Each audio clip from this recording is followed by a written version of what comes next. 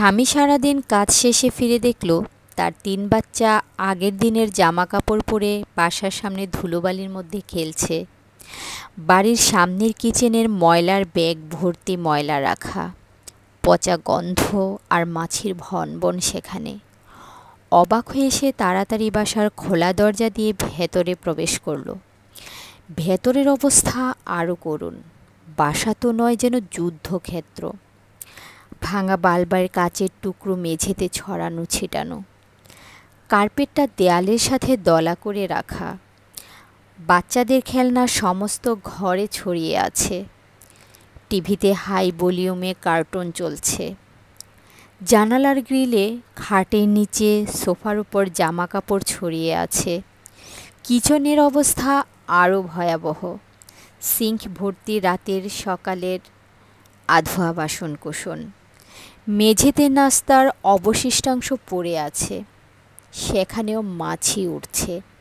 ফ্রিজের দরজা অর্ধেক খোলা, সামনে জুসের বোতল, চকোলেটের খালি প্যাকেট ছড়ানো।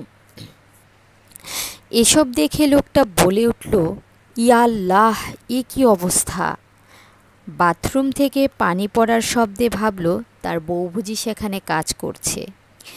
গিয়ে দেখে বাথরুমের খোলা দরজা দিয়ে পানি উপচে পড়ছে। ভেতরে পানির কল খোলা, ভেজা গামছা, জামা কাপড় পড়ে আছে। বালতি ভর্তি সাবান পানি, টুথপেস্টের মুখ খোলা, ব্রাশগুলো বেসিনে পড়ে আছে। একগাদা টয়লেট পেপার ভিজে তেনা হয়ে ভাসছে মেঝের পানিতে। বেসিনের আয়নায় টুথপেস্ট লেগে আছে। এসব ফেলে দ্রুত সে বেডরুমের দিকে দৌড় দিল। তার বুক ধড়ফড় করছিল অজানা আশঙ্কায়। কাপা হাতে সে বেডরুমের পর্দা সরিয়ে যেন আকাশ থেকে পড়ল। দেখল তার বউ বিছানার পায়ের উপর পা তুলে আরাম করে শুয়ে আছে, হাতে একটা ম্যাগাজিন। চোখ তার সেখানেই। স্বামীকে দেখল সে, তারপর একটু মৃদু হাসি দিয়ে বলল, ওহ, তুমি এসে গেছো।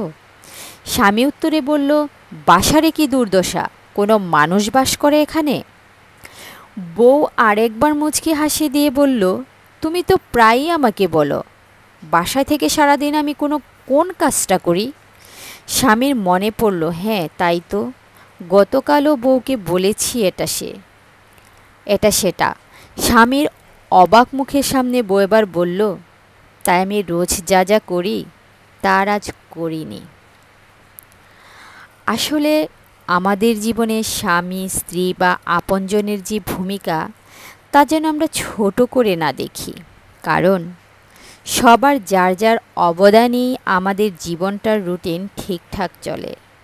জীবনের সুর, তাল, লয় সবই ঠিক।